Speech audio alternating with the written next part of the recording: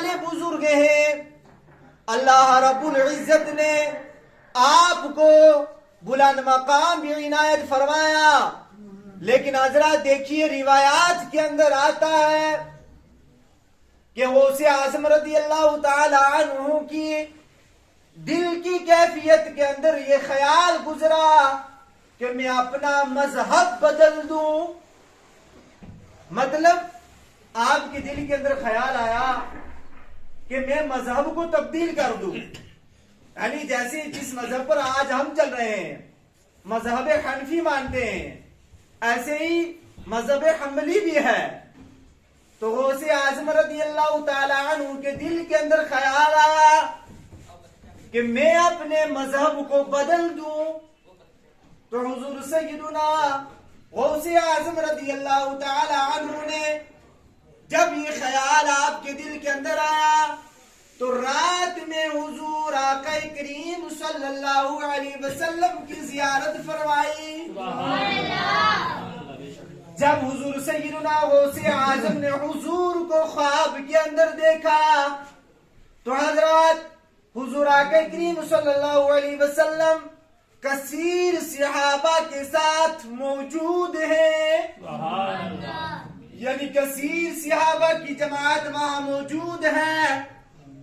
تو حضور کی بارگاہ میں امام احمد بن حنبل داڑھی کو پکڑے ہوئے حضور کی بارگاہ میں عرض کرتے ہیں کہ یا رسول اللہ صلی اللہ علیہ وسلم اپنے نواسے عبد القادر سے فرمائیے کہ اس بزرگ کی حمایت کریں.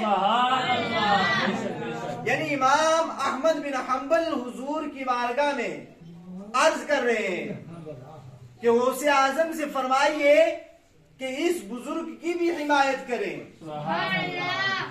تو حضور آقا کریم صلی اللہ علیہ وسلم نے حضور سیدنا غوث اعظم سے فرمایا اے عبد القادر اس بزرگ کی عرض سن لو. اور حضرات ارشاد نبوی پر حضور سیدنا غوث اعظم نے عمل کرتے ہوئے صبح جو فجر کی نماز ہے آپ نے حنبلی مسئلے پر پڑھائی. یعنی آپ نے مذہب تبدیل کر دیا. اسی لیے حضور سیدنا غوث اعظم حنبلی المذہب ہیں. اور حضرات جس دن آپ نے نماز پڑھانی تھی حنبلی مسلک کی آپ نے نماز پڑھانی تھی تو اس دن مسجد کے اندر امام کے علاوہ کوئی بھی شخص موجود نہ تھا کہ جماعت کی جائے. یعنی مذہب جو حنبلی ہے وہ اتنا کمزور ہو گیا تھا. لیکن جیسے ہی حضور سیدنا غوث اعظم حنبلی مسئلے پر پہنچے تو راوی فرماتے ہیں کہ مسجد کے اندر اتنی کثیر تعداد کے ساتھ لوگ آئے کہ پاؤں رکھنے کی جگہ نہ نصیب ہو رہی تھی. پاؤں رکھنے کی جگہ نہ مل رہی تھی. تو روایات کے اندر یہ آتا ہے کہ اگر غوث اعظم حنبلی مذہب کی امامت نہ کرتے تو حنبلی مذہب کی پیروی کرنے والا کوئی بھی نہ رہتا. اب ادھر آپ نے مذہب تبدیل کیا لیکن اپنے وقت کے حضور سیدنا غوث اعظم علم شرعیت اور علم طریقت اور علم حلال کے آپ کے زمانے کے اندر کوئی بھی پائے کا بزرگ نہیں تھا.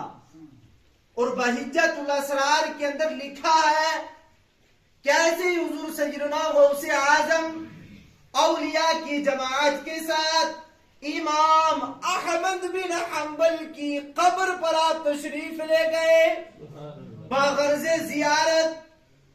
زیارت کے لیے. حضور سیدنا غوث اعظم ولیوں کی جماعت کے ساتھ تشریف لے گئے تو وہاں کے لوگوں نے دیکھا کہ جب آپ احمد بن حنبل کی زیارت پر تشریف لے گئے تو لوگوں نے اپنی نگاہوں سے اپنی آنکھوں سے دیکھا کہ امام احمد بن حنبل زیارت سے باہر تشریف لائے اور غوث اعظم رضی اللہ تعالی عنہ سے مصافحہ بھی کیا اور حضور سیدنا غوث اعظم کو تحفہ بھی دیا.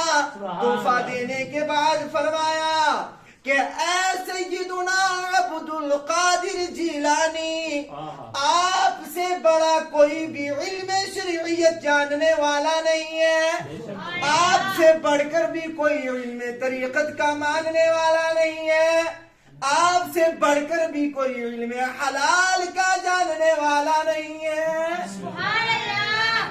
یعنی یہ تحفہ دے رہے ہیں حضور سیدنا امام احمد بن حنبل اور ہمارے غوث اعظم جن کا ہم نعرہ لگاتے ہیں، علم شریعت کا پیغام دے رہے ہیں، علم طریقت کا پیغام بھی دے رہے ہیں. اور ہمارا حال صرف یہی ہے کہ ہم نے حضور سیدنا غوث اعظم کی یہ بھی کرامت سنی کہ آپ نے اللہ کے حکم سے مردے کو اجازت دی، مردے کو کھڑا کیا تو مردہ بھی زندہ ہو گیا، مردہ کے ساتھ ساتھ آپ نے مرغے کو بھی زندہ کر دیا. یہ کرامات سنی. لیکن کیا آج ہم علم حلال سے واقف ہے؟ علم حلال ہے کیا؟ حرام چیزوں کے اندر کیا تمیز ہے اور حلال چیزیں کیا ہیں، اور جو نفع بخش ہم نے جو چیز کمانی ہے، جس چیز سے ہم نے نفع لینا ہے، اس چیز کے اندر حلال کا راستہ کیسے چلے گا، حرام کا راستہ کیسے چلے گا. زندگی گزارنے کے لیے اپنے جو علوم دینیہ ہیں ان سے ہم کتنے واقف ہیں. اور حضرات، اگر نماز کی تو بہت فضیلت ہے، نماز کی فضیلت سب سے بڑی فضیلت کہ کافر اور مسلمان کے اندر جو صرف تمیز پیدا کرتی ہے، جو خط امتیاز ہوتا ہے وہ صرف نماز سے ہوتا ہے.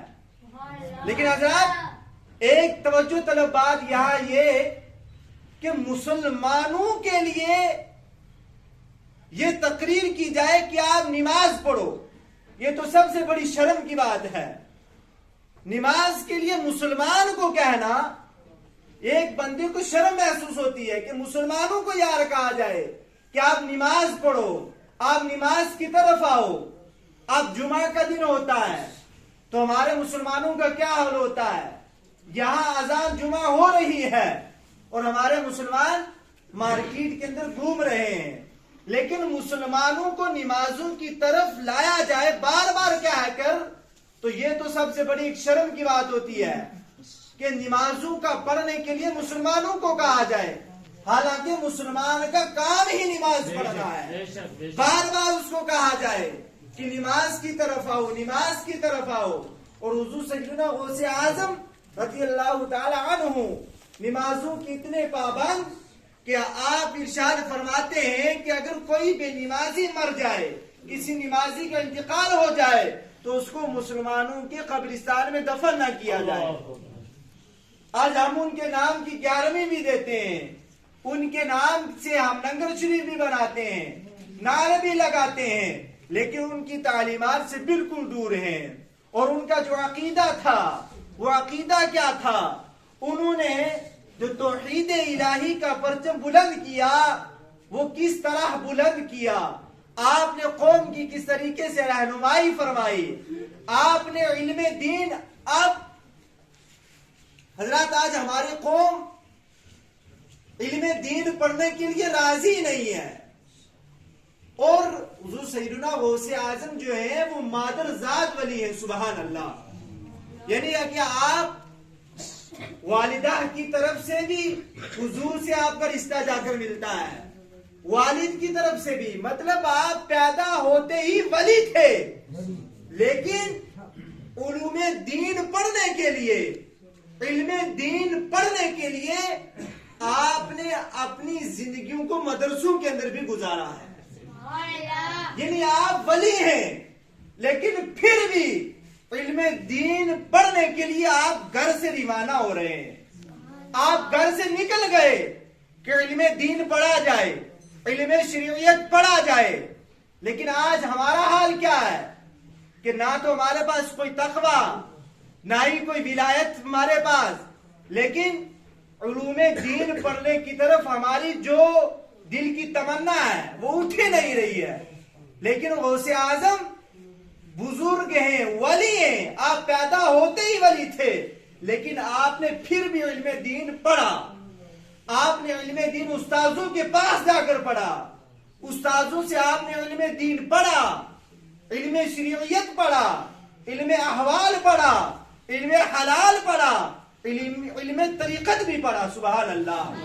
پھر یہ غوث اعظم رضی اللہ تعالی عنہ نے علم دین حاصل کر کے ہم لوگوں کے لیے پیغام دے دیا کہ علم دین پڑھنا پڑے گا، چاہے وہ ولی پیدا ہو، چاہے وہ کتنا بھی بڑا ولی ہو، جب تک وہ علم دین نہ پڑھے گا تو غوث اعظم رضی اللہ تعالی عنہ کی اس طریقہ سے وہ ہٹ جائے گا۔ اور حضرات، اللہ رب العزت ہمیں علوم دین کی طرف متوجہ عطا فرمائے، اللہ رب العزت ہمیں نفس پرستی سے محفوظ عطا فرمائے۔ اور حضرات، یہ آپ کا جو محبوب ادارہ ہے، اس کے اندر آپ تعاون کرتے ہی رہتے ہیں، اور یہاں تک جو چل رہا ہے علم دین کا جو ایک قلعہ ہے